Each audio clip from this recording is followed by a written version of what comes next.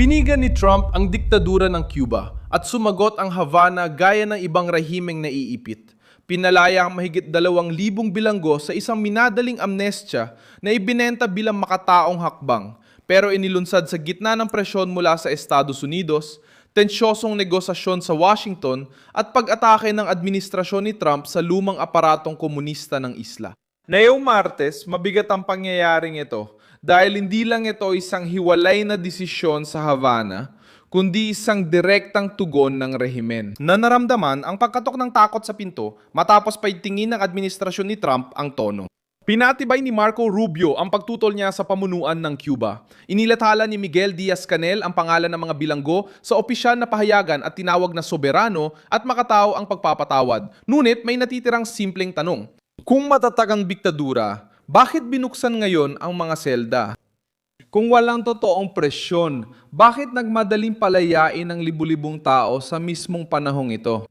Kung hindi si Trump ang naghasik ng teror na pampulitika sa Havana, paano mo ipapaliwanag ang ganitong kalaking amnestya sa gitna ng panggigipit ng Amerika? Ikukwento ko sa iyo lahat yan. Kung gusto mo ng diretsong content, mag-subscribe na dahil araw-araw may ganitong video dito. Ang listahan ng mga nabigyan ng amnestya ay inilathala sa opisyal na pahayagan ng Cuba sa pamamagitan ng isang kautusan na nilagdaan noong Abril 3 ni Miguel Diaz-Canel.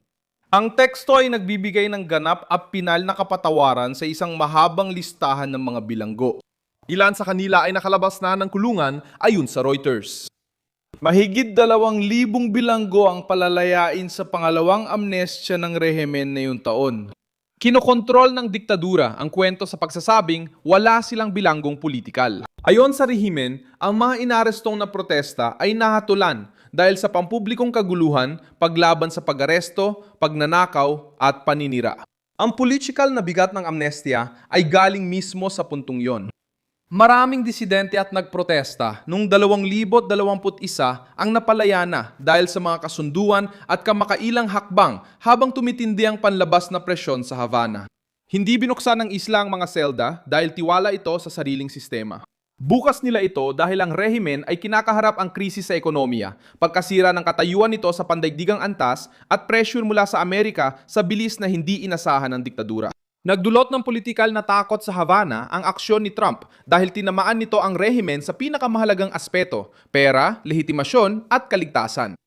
Isang araw bago ang anunsyo ng amnestya noong Abril, inanyayahan ng pangunahing diplomat ng Cuba sa Washington ang pamahalaan ng Amerika na tumulong sa muling ayos ng ekonomiya ng isla. Ipinapakita nito ang higpit ng sitwasyon. Ang diktadura na inaakusahan ng Estados Unidos na agresyon ay ngayon humingi ng solusyon sa ekonomiya sa Washington habang nagpapalaya ng mga bilanggo para bawasan ang presyon. Dito pumapasok ang brutal na amnestiya bilang pang-emerhensyang hakbang, hindi bilang patunay ng tunay na pagbubukas. Lalong tumindi ang tensyon noong Mayo 20 nang inanunsyo ng Estados Unidos ang mga kaso laban kay dating Pangulong Raul Castro ng Cuba. Kabilang ang sabwatan para patayin ng mga mamamayang Amerikano, pamamaslang at pagwasak ng mga sasakyang panghimpapawid. Si Raul Castro, 74 na taong gulang ay lumitaw sa publiko sa Cuba ngayong buwan at walang palatandaan na siya ay ipapa-ekstradita. Gayunpaman, mabigat ang simbolikong epekto ng akusasyon. Ipinuwesto ng Washington ang isang makasaysayang pangalan ng Rebolusyong Kubano sa ilalim ng pagtutok ng hustisyang Amerikano. Pinyataas ni Marco Rubio ang presyon, kinabukasan ng sabihin niyang mababa ang posibilidad ng kasunduan sa Cuba. Binuwag ng pahayag ang pagtatangka ng Havana na ibenta ang pagpapalaya ng mga bilanggo bilang sinyales ng normalidad. Nilinaw ni Rubio na nais ng administrasyong Amerikano ang diplomatikong solusyon pero wala silang tiwala sa kasalukuyang pamunuang komunista. Inakusahan ni Bruno Rodriguez, kalihim ng ugnayang panlabas ng Cuba, si Rubio ng pag-udyok ng agresyong militar at maling pagtaguri sa Cuba bilang taga-suporta ng terorismo. Pinapakita ng reaksyon ng Havana na ramdam na ang presyon sa sentro ng kapangyarihan ng Cuba at napilitang magdepensa ang rehimen. Sinusubukan din ng rehimen na gawing bahagi ng panloob na propaganda ang amnestya.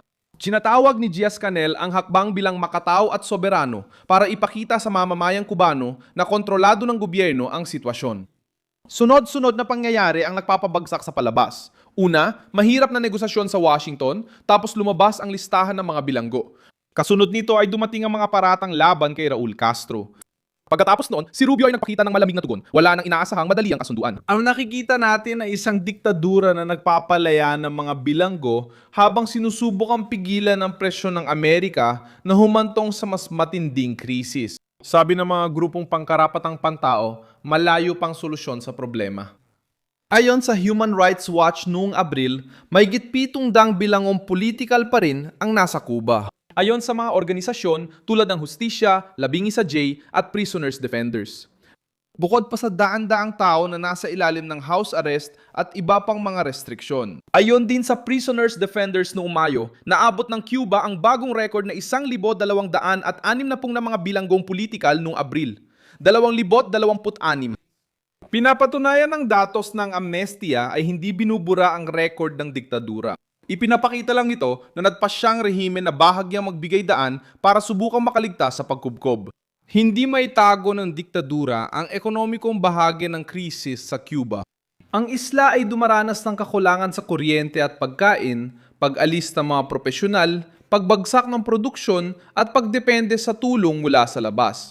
Kapag ang rehimen ay nagpapalaya ng mahigit 2,000 bilanggo habang nakikipag-usap sa Estados Unidos, malinaw na hindi ito gawa ng gobyerno sa kabutihan, kundi para bumili lang ng oras. Ang amnestia ay nagiging pampulitikang paraan para umiwas sa internasyonal na presyon, pakalmahin ang mga pamilya at magpakitang tao habang hindi nagbabago ang rehimen. Ginagawang sandatang pampolitika ni Trump ang kahinaang ito. Pinalakas ng White House ang mahigpit na tindig laban sa Cuba, itinuturing ang rehimen na banta sa seguridad ng US. Binanggit ang ugnayan sa mga estratehikong kalaban, kakulangan sa kooperasyon at seguridad, at ang kasaysayan ng Havana pagdating sa deportasyon at kontrol sa migrasyon. Noong Enero 2026, sinabi ng White House na pinatibay ni Trump ang pulisya ng Amerika sa Cuba at pinanatili ang mga restriksyon dahil sa papel ng isla bilang taga-suporta ng terorismo. Ginagawang bahagi ng mas malaking labanan ng amnestia, hindi lang ito usapin ng kulungan, kundi ng kapangyarihan din. Alam ng diktadura ng Cuba na tuwing may pinalalayang bilanggo, pinapatunayan nitong epektibo ang panlabas na presyon. Para sa rehimen, ang paglaya ng libu-libo ay maaring magmukhang pagpapagaan ng sitwasyon. Para kay Trump, pinatutunayan ng hakbang na ito na kumikilos lang ang Havana kapag natatakot sa tunay na kahinatnan. Dahil dito, nababahala ang pangunahing grupo ng komunista sa amnestia.